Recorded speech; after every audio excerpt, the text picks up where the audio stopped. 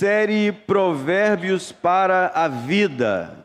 Última mensagem da série, hoje pela manhã. Sirva a Deus com tudo o que você possui. Sirva a Deus com tudo o que você possui. Porque tudo que você possui foi dado pelo Senhor. Foi o Senhor quem te deu a condição que você tem. Os móveis, tudo que você tem, os eletrodomésticos, o grampo, o copo, a geladeira, o carro, seus filhos, seus netos, tudo veio dele. Portanto, a ele seja a honra, a glória, domínio e poder para sempre. Nós estamos aqui por causa dele. E por causa dele, eu e você temos vida e vida com abundância. É um prazer expor esta última mensagem da série, porque nós estamos acostumados a pedir a Deus. Você pede a Deus, sim ou não? Pede ou não pede? Diariamente, você pede algo ao Senhor. Quem aqui já recebeu do Senhor algo que pediu? Levante sua mão. E hoje, o pedido é um apelo: sirva a Deus com tudo que você possui. Adore-o. E quando a gente começa a entender que uma vida sábia, uma vida coberta por sabedoria do céu, essa vida é uma vida alegre, feliz, abastada. Não importa se você está numa choupana ou num castelo. Não importa se você tem ou não um plano de saúde. Não importa se você tem ou não um carro do ano. Não importa a sua classe social, educacional, física, mental. O que importa é ter Jesus. Porque Ele é a sabedoria de Deus.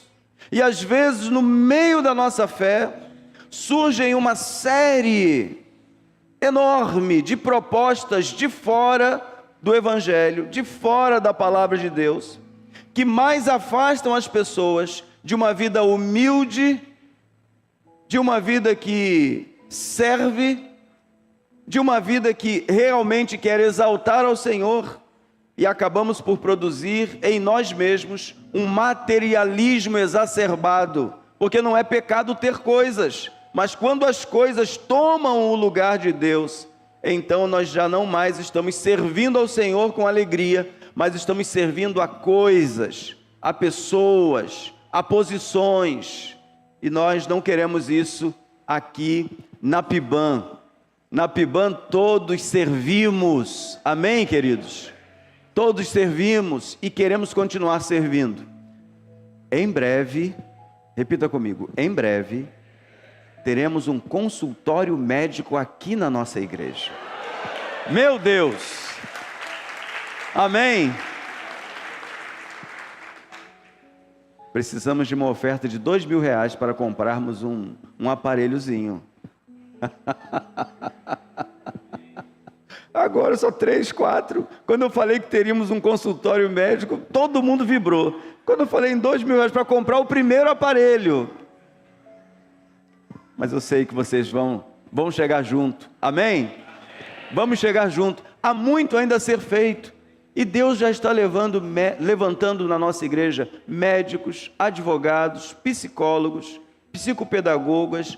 Isso sabe por quê, queridos? Porque Deus está dando, e a quem Ele muito dá, Ele vai cobrar, Ele vai requerer. Então Ele está nos dando muita coisa boa, e nós precisamos aprender a servi-lo com tudo o que Ele nos deu. A sua capacitação e a sua capacidade natural, Deus quem deu, e você precisa exercer isso, sobretudo aqui entre os santos. Aprendemos nessa série, temer a Deus é o princípio da sabedoria. Foi a primeira mensagem. A segunda mensagem, fuja da mulher fácil. Quem se lembra dessa mensagem? Fuja. E não apenas a mulher, mas do homem fácil também. Fuja também de negócios escusos, fuja de tudo isso. A Bíblia nos conduz a um caminho de vida. Aprendemos também, na semana passada, honre o seu casamento. Aprendemos muito. E hoje chegamos ao tema: sirva a Deus com tudo o que você possui. Temos afirmado que o resultado inequívoco das ações e práticas corretas formam uma linha direta entre a semente plantada e o que se colhe no final.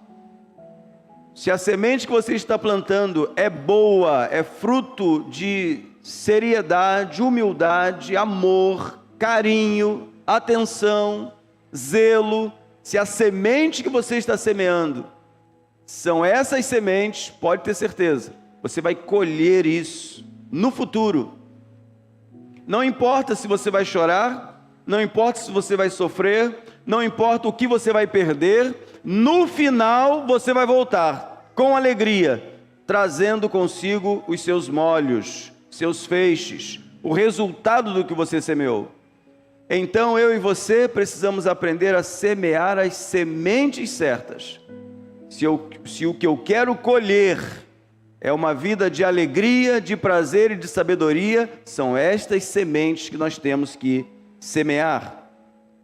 Servir a Deus com tudo que você possui revela um coração fiel, grato e generoso. Provérbios 3, versos 9 e 10, está escrito assim: honre o Senhor com suas riquezas e com a melhor parte de tudo que produzir. Então seus celeiros se encherão de cereais e seus tonéis transbordarão de vinho. Se eu entendo que os provérbios são para a vida, aproximar-se mais da verdadeira sabedoria trará resultados sobrenaturais para mim e para aqueles que estão à minha volta. Ficar próximo de pessoas sábias, ficar próximo de pessoas que têm temor a Deus, ficar próximos e convivermos e sermos discipulados, ministrados por pessoas maduras na fé, por pessoas que querem ver o nosso bem e querem nos fazer crescer em Cristo, isso vai trazer edificação para você e para as pessoas que estão à sua volta. É maravilhoso demais, é muita graça de Deus termos pessoas sábias do nosso lado. Vejam, Provérbios 3, versos 13 a 16, leiam para mim Provérbios capítulo 3, versos 13 a 16. Feliz, repitam isso, espera aí. Feliz é a pessoa que o quê?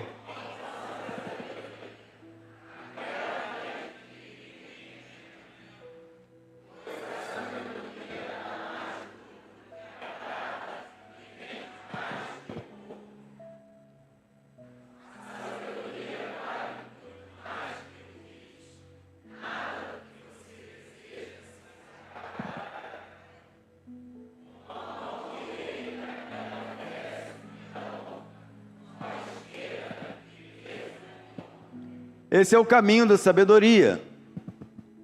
Feliz é quem encontra sabedoria e adquire entendimento. Existem pessoas que encontram a sabedoria, têm um pequeno contato com ela, mas não se rendem a ela, preferindo seguir seu caminho, pensando e agindo como sempre. Se você não obedece a Deus, logo você despreza a verdadeira sabedoria divina. E o resultado prático é que lhe faltará entendimento, pois este é adquirido por aqueles que abraçam a sabedoria que vem de Deus.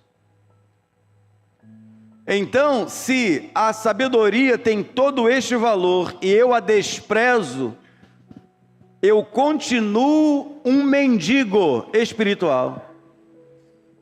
Eu ainda não entendi que uma vez obedecendo a palavra, eu terei muito mais valor diante de Deus do que ouro, prata, rubis, joias preciosas.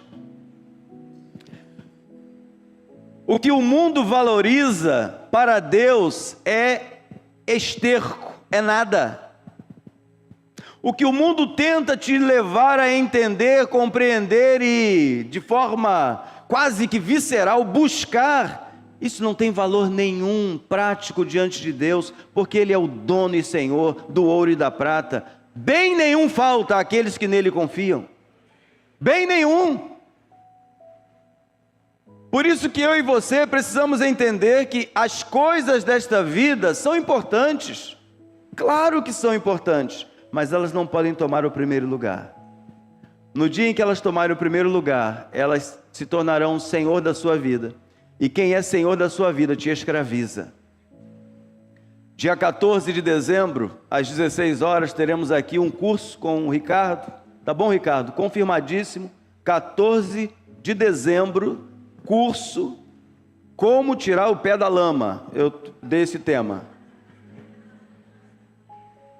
É para gente que está endividada. É para gente que não tem educação financeira. É para gente que quer se livrar disso que já está perseguindo há muito tempo. E às vezes, queridos, nós nos esquecemos. Aí não tem a ver diretamente com o que o Ricardo vai falar e ensinar.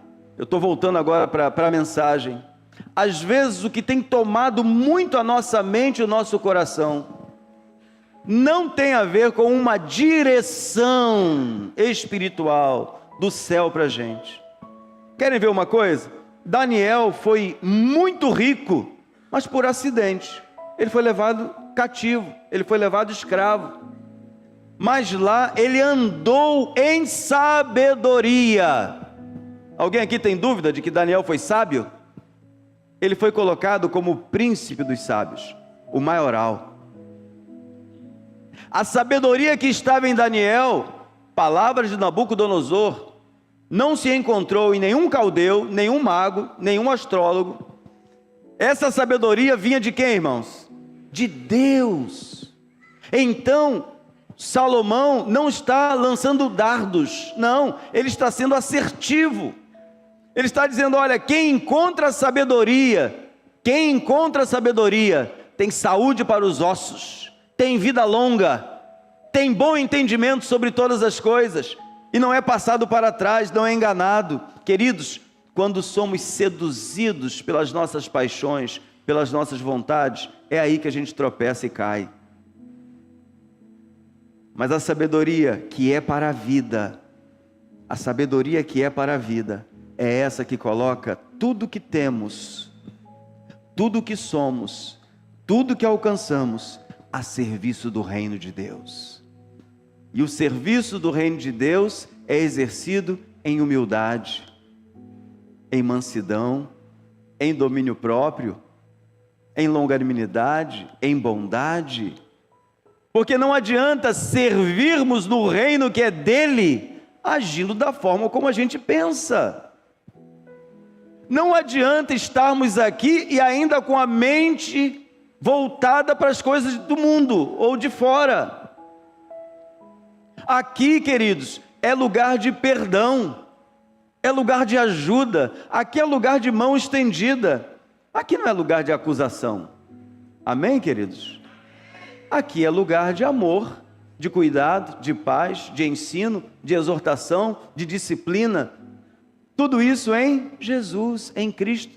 Como Ele fez, nós também devemos fazer. Nós precisamos da sabedoria que vem do alto, pois a sabedoria dá mais lucro que a prata e rende mais que o ouro. Nós estamos vivendo um tempo de tanto materialismo e de cultos voltados para a aquisição de bens materiais, que esse texto aqui, em muitos lugares, não cabe. Não é bom pregar sobre essas coisas. Talvez você seja convidado para pregar numa igreja, onde a teologia, onde seguir a Cristo é sinônimo de enriquecimento, não é isso? Em lugares até que repreendem, queridos, teu Senhor e o meu Senhor, o teu Deus e o meu Deus, o Criador dos céus e da terra, dono de toda a riqueza, nasceu num hotel 5 estrelas de luxo em Paris. Foi? Foi isso? Foi isso, irmãos? Não, irmãos. Não. Foi numa estrebaria, numa manjedoura. A Bíblia diz em Coríntios que Ele faz com que o sábio se torne louco, Ele diz isso em Coríntios. A sabedoria do mundo é loucura para Deus, mas a sabedoria de Deus é loucura para os que estão no mundo. Quem aqui está com Deus? Quem está com o Senhor? Então vamos nos revestir da sabedoria que vem de cima, porque é esta sabedoria que alonga, prolonga a nossa vida. É difícil acreditar que uma vida cheia de sabedoria tem mais valor e te fará lucrar mais do que ouro e prata. Mas é fácil entender. Pode ser difícil acreditar, mas é fácil entender.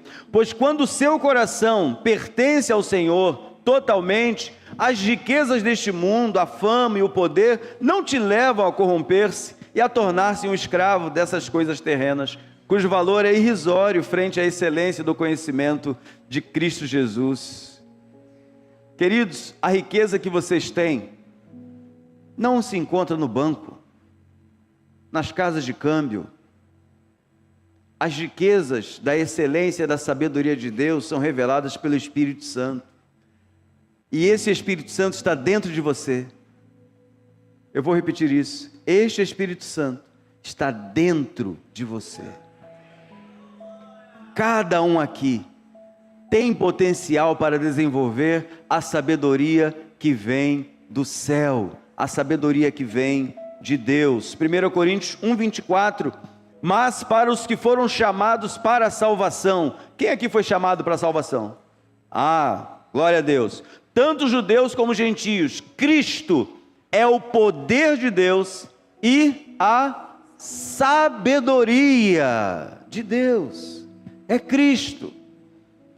Se temos a Cristo e estamos aprendendo na cartilha dele, que chamamos de Bíblia, nós vamos viver um pouco mais, nós vamos servir um pouco mais, nós vamos adorar um pouco mais. Certa vez eu perguntei a uma irmã, ela já está bem idosa, o que a irmã fazia? E ela disse, olha, eu fazia isso na igreja, fazia muitas coisas, muitas pessoas foram salvas, restauradas, por meio da vida dessa irmã. E ela disse para mim assim, com ar de tristeza, hoje, pastor, eu só posso orar. Aí eu falei assim, minha irmã, a senhora está na linha de frente, a senhora é a primeira linha na batalha espiritual, continue orando. Quem disse que depois que as forças se vão, as forças físicas, quem disse que você se tornou agora ninguém pensa em mim, ninguém me chama para mais nada, quando muito me chamam para orar. Queridos, a oração é a linha de frente na batalha que temos para desenvolver, para alcançar as famílias, para alcançar a cidade, alcançar o condomínio, o bairro. Sim, queridos, se você orar, os céus vão se abrir, e quando os céus se abrem, a bênção chega. Todos nós aqui temos um motivo de oração, temos ou não? Você tem? Pastor, preciso de oração. A gente vai orar no final. Tem jovens aí que vão se casar, já se casaram no cartório, cumpriram o dever civil, mas daqui a pouco, se eu não me engano, 9 de dezembro, é isso? 9 de dezembro, vão estar se casando. Novembro? Eu pensei que fosse dezembro. É novembro.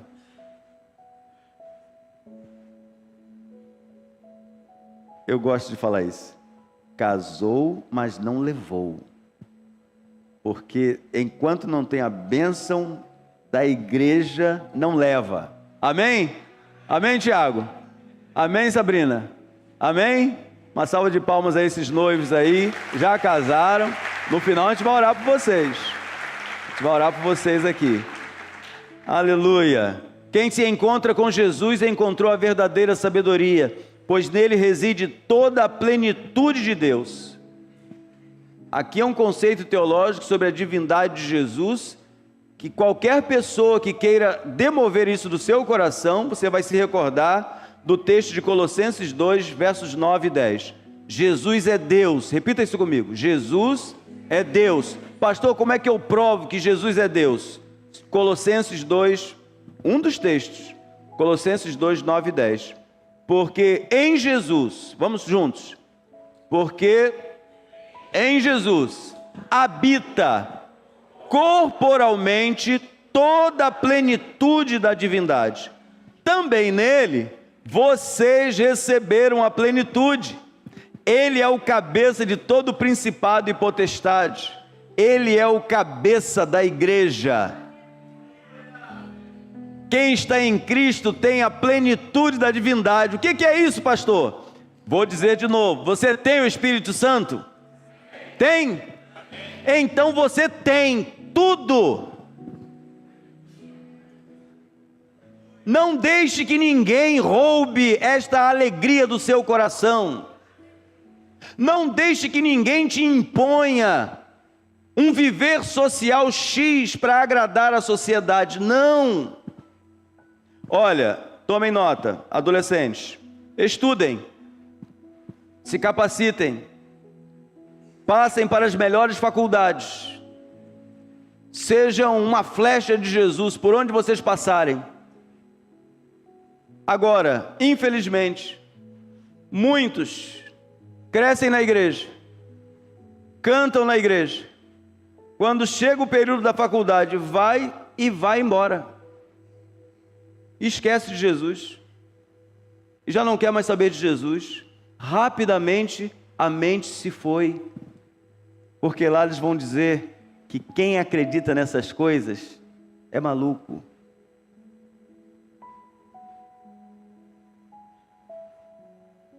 Meus adolescentes, meus juniores, meus adolescentes, meus jovens, abracem a fé. Abracem a fé. Quando vocês forem levados para este tempo de provação que é a faculdade, abracem-se a fé. Porque o mundo está cheio de gente para puxar vocês, demover vocês da fé. Quando a gente entende que já temos tudo, as coisas que fazemos e possuímos já não nos pertence, pertence àquele que nos deu a plenitude, pertence a Ele. Sirva a Deus com tudo que você é, possui ou vier a possuir, porque isto é ser sábio. Provérbios 3, 9 e 10. Honre o Senhor com suas riquezas e com a melhor parte de tudo que produzir. Então seus celeiros se encherão de cereais e seus tonéis transbordarão de vinho. A palavra hebraica para honra é kabed, que significa reconhecer o peso de uma pessoa e sua autoridade, e também pode ser traduzida por sustentar, pagar a conta. Sabe quem pagou a conta? Sabe por que você não deve nada? Porque ele riscou a dívida que você tinha. Aqui só o pastor não tinha dívida nenhuma.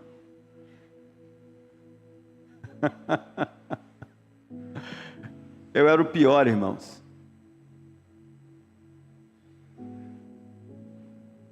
Quando Paulo disse isso e eu li isso, a mim o principal pecador, que Paulo estava dizendo ali, irmãos, era que ele precisava realmente se desvencilhar do passado. Ele arrastou pessoas para a morte, ele prendeu pessoas, ele maltratou os crentes, ele pediu cartas para arrastar, ele tinha que esquecer mesmo do passado.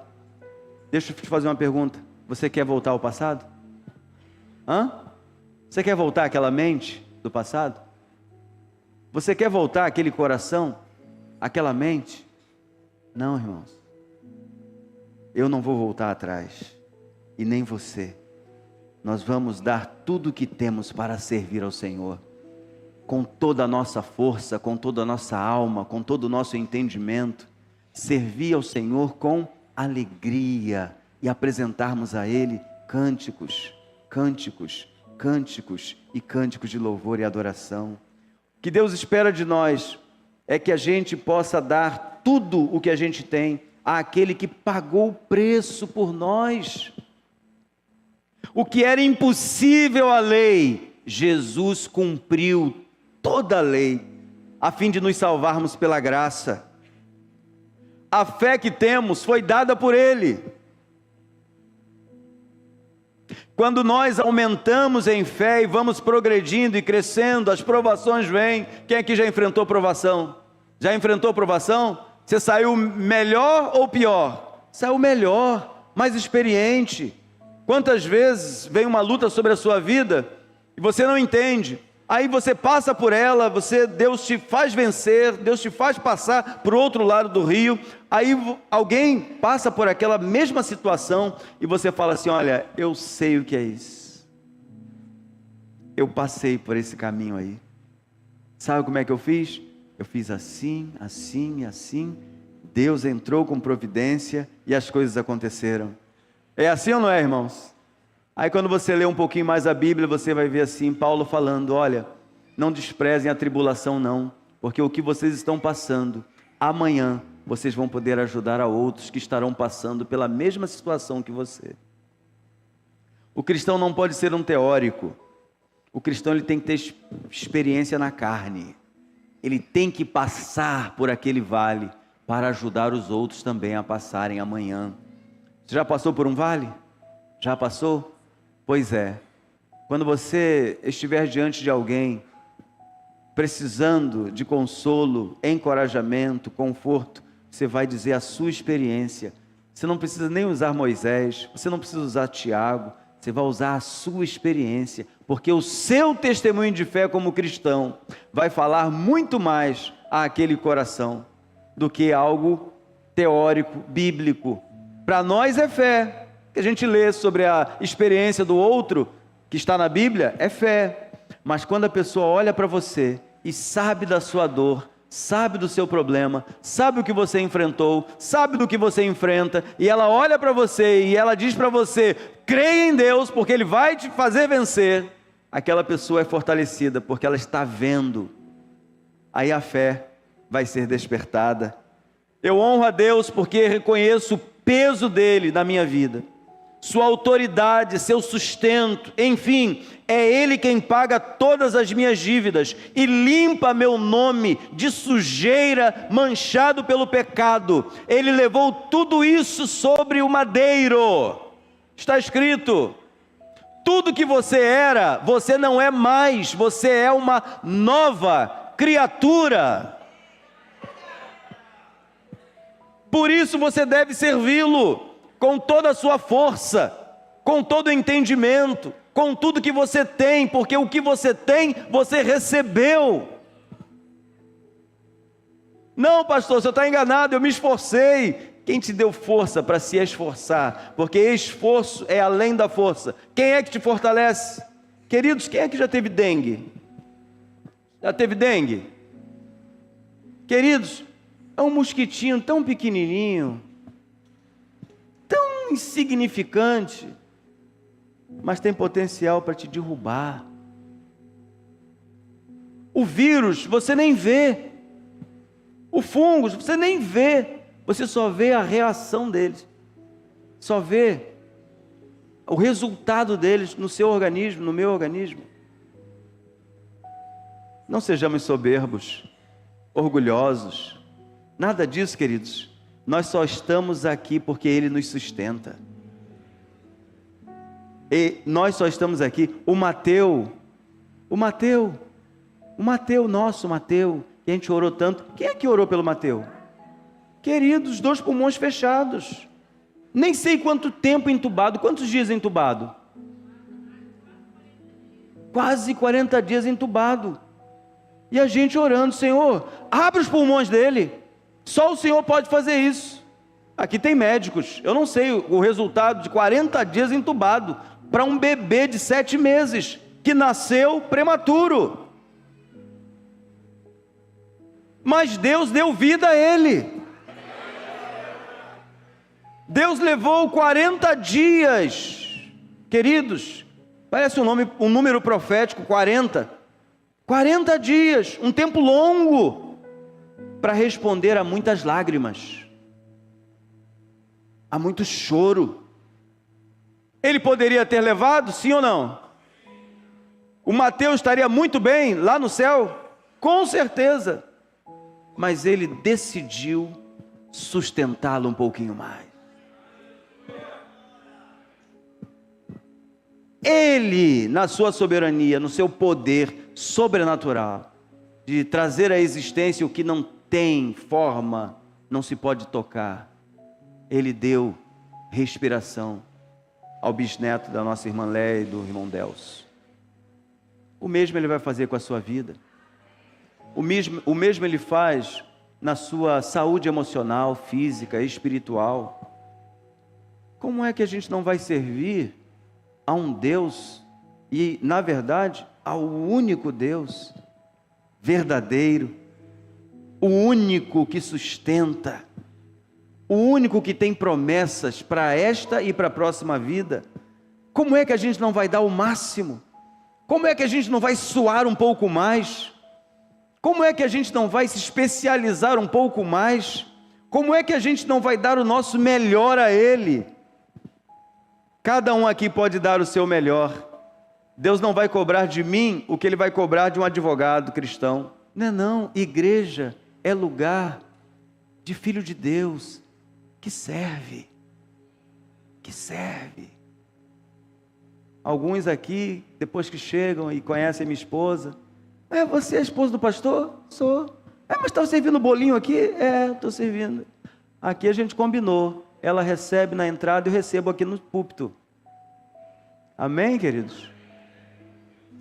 Esposa de pastor é para trabalhar. Olha a Andréia como trabalha. Olha a Andréia como serve. Já deve estar servindo. Trabalha nas crianças, na cantina, na missão. Ainda suporta o pastor Jorge. Meu Deus!